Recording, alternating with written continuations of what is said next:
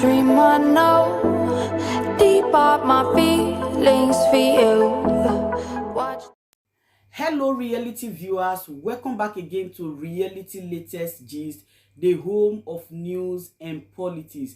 For this channel, we dey drop news every day and we dey react to every videos wey comes our way. And na reality news now we dey drop for this channel, and we dey also dey talk am as e be. If today na the first time we say you dey come across this channel, you are highly welcome. Thank you so much for stopping by. And if you are returning subscribers, I appreciate all of una for una massive support to this channel. I say may God bless all of una in Jesus name, amen. I get video wey I want present to una this very moment, and I go dey follow una dey watch the video. After we don watch am together, make we drop our opinion constructively for the comment section. Like our videos and also share our videos if possible. Bye for now. In fact, what we have now is like a janjaweed where every warlord is in his own domain and feels he can do anything. I can hijack. If you want to win an election, all you need is make sure you have enough money by fair and foul means. Just get it. Just hijack the system. That cannot be the democracy we suffered for. And a lot of people are asking, so why did you guys bother to fight the Abacha government if civilians are now acting worse than Abacha? If you and I cannot go to the polling station and be sure that when I vote, somebody is not going to invade the place and take away all your votes. It's unfortunate. So it will get to a stage where a lot of our young people, and I speak to them regularly, they are no longer bothered about whatever happens to Nigeria. More and more people now calling me, oh, do you know anybody in any embassy? I just want to go. Even South Africa, people want to go. Which is sad, because Nigeria is one of the greatest countries on earth. We parade some of the most talented youths on earth. There is no country I've been, and I've been to a couple of countries in my life. There is nowhere you go, you will not find Nigerians doing great things. But they are frustrated by their own country. Go to any hospital, all our leaders who go abroad for treatment, when they get there, they will meet Nigerians. Nigerian nurses, Nigerian doctors, Nigerian pharmacists, they are there. So how come we cannot allow them to thrive at home? So for me, this is not about, I'm tired of fighting. I'll be 63 in May. And I've been fighting since I was an undergraduate. We were pioneer Jambites in 1978. The Ali Must Go was in 1978. That was the first time I witnessed a very violent revolt in Nigeria. And since 78 till now, we have been fighting, we've been revolting. Nothing has changed. Why can't we have pity on our country? Do we hate our country so much? And some people will justify it and say, this one is your friend, that one is your friend. It's not about friendship. It's about our country. It's about doing what is right. If you do what is right, I will support you. Whatever I can defend, I would rather keep my mouth shut than try hard to defend it. What is going on right now is that we need the intervention of God to bring us back from disaster, because people are bottling up a lot of anger, a lot of tension, and that is not good, even for the business climate. Everybody loves Nigeria. We love Nigeria. I love my country. All right, Chief. With the benefit of hindsight, will you say that PDP would have had a better shot at goal if it had not been fragmented? Fragmented in the sense that it allowed Peter Obi to go and create a movement that has probably never been seen, or only comparable to what Buhari did in 2011 in the north. Allowing Kwakwanso to leave with his stronghold on Kano and then the G5 governors, two of whom clearly worked against the PDP.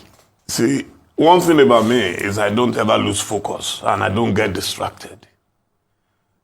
1 million Wikis, 1 million Kwankwaso could not have stopped what happened, because some people clearly predetermined what will happen.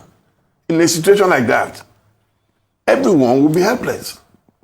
That's what happened. So in Nigeria, our country is a place where we find excuses for every bad situation. What happened? was clearly a garrison operation. I don't want to go into the details, as I said, because we're already in court. So let's go to court, and if we're able to prove it, so be it. Trust me, it had nothing. In fact, I like to liken PDP to a civil war. What happened in PDP was a civil war. What happened in APC was a world war. They were openly attacking the president, abusing their own president, their own leader. They were openly confronting him, threatening their own leaders. We didn't do that in PDP. Only the 5 people decided that they are not happy because Wike lost a presidential primary. That's okay, it's their right. And if they choose to remain in the party and insist they will destroy the party from within the party,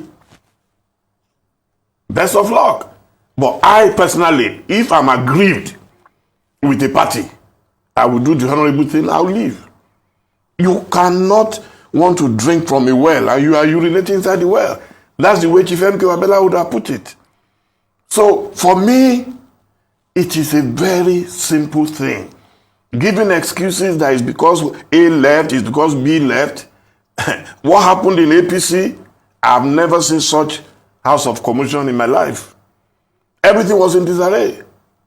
And you can see, okay, you are talking about Wike and Rotimi Amechi did not campaign.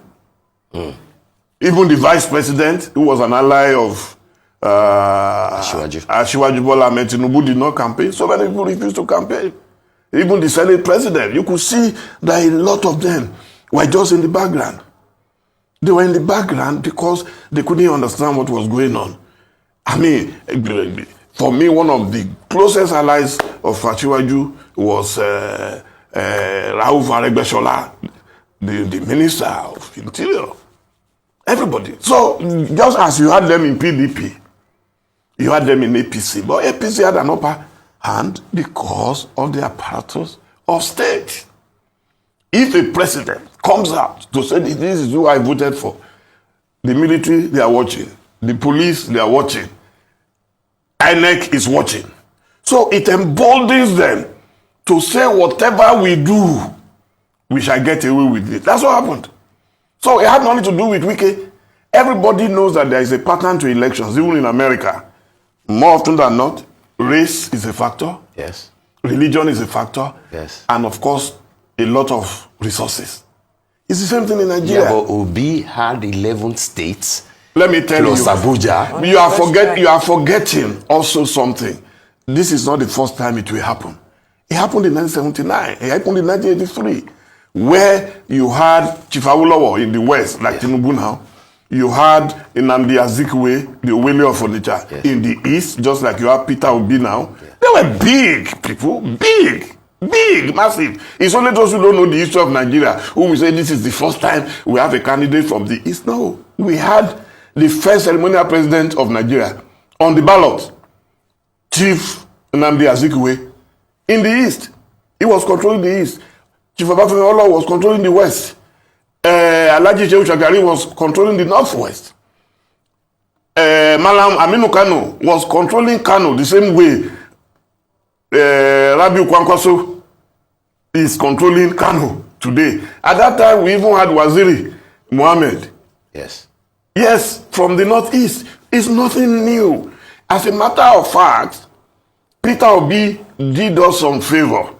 Because without Peter Obi, nobody would have believed it was possible for any other party to win in Lagos. And even that win, people are still saying the margin declared could not have been the original margin based on the preponderance of votes that came from the young people, especially the obedience in Lagos.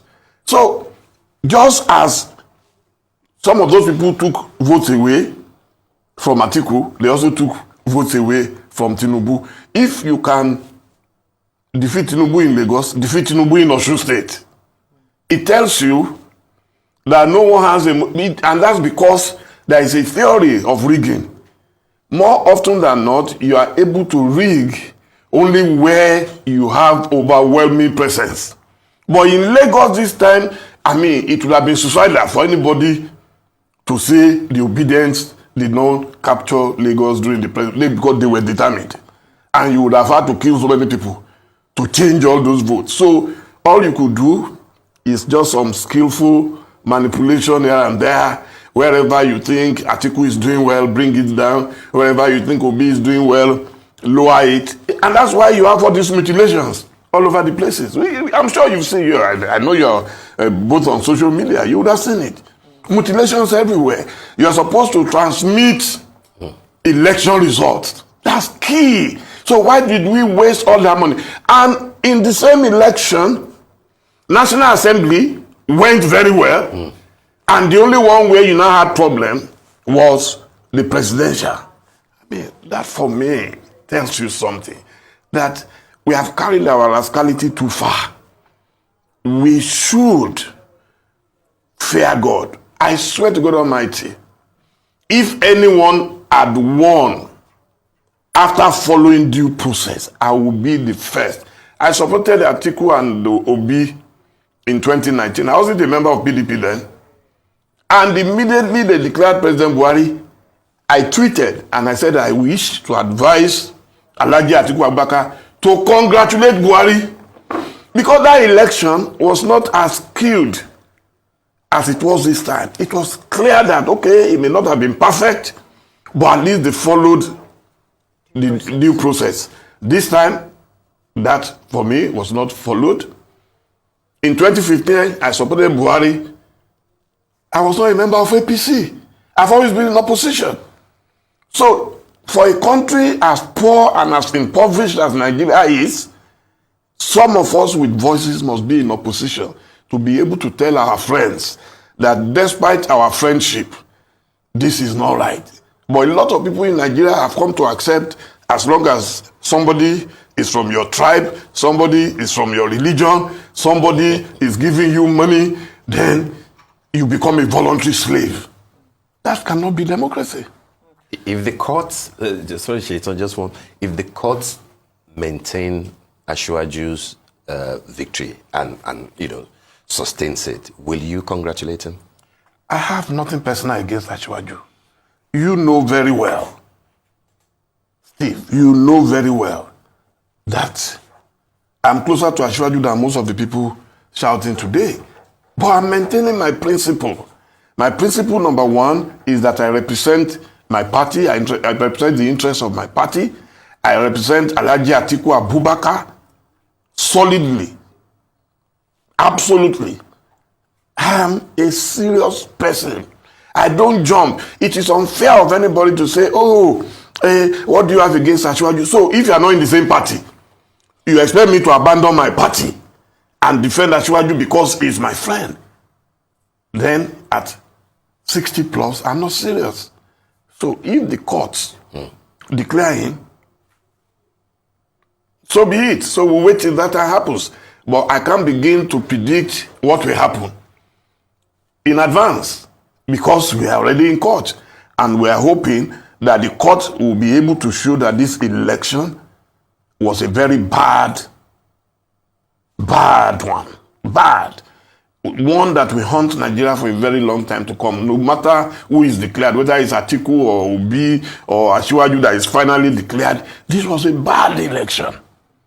Well, there are a number of things that have, the international society and opposition parties have been able to say that the general 2023 elections were skewed, voter suppression, violence, rigging, but the 25% spread, especially as it accounts to Abuja, has really been a bone of contention. People saying it would be wrong for the Supreme Court, of course, to rule that the winner of the Nigerian presidency does not require 25% of votes from the FCT to be declared winner. However, we're looking at the main opposition party, your candidate, Atiku Abubakar, not meeting that requirement. So, I don't have the entire basis of your case in court. But in looking at that, is the party satisfied with just disproving that?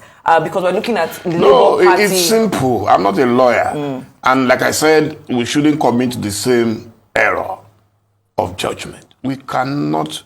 There is a principle in law that I learned in Ife, Nemo Judex in causa sua. You cannot be a judge in your own cause. So what that does, what that means is that it invalidates that election. Once there is no clear winner, you can't declare someone and say, oh, at least Asiwaju tried, and the only thing he didn't get is 25%. No, that 25% is sacrosanct. It's a must. The law would not have mentioned it if it was unnecessary. The law does not act in vain. I've listened to all the arguments from Dr. Olisa Agbakoba to Professor Michael Zekume, and these are guys, legal luminaries that I respect so much, who will not mince words. Of course, there are lawyers who are trying to browbeat us to say Abuja does not enjoy a special status. Abuja enjoys a special status. That's the only reason it was mentioned.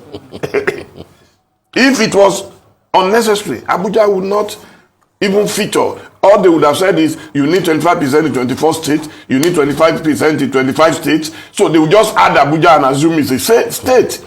But to have mentioned it specifically, nobody can delete that. But you know our people. When people are desperate to justify anything, they will do it. What that does is that it invalidates that election. Apart from the series of other crazy activities that took place. But 25% of Abuja is a must. Even for my principal article, it is a must. He must win it. If he does not win it, and Tinubu does not win it, and Obi does not have enough of 24 states,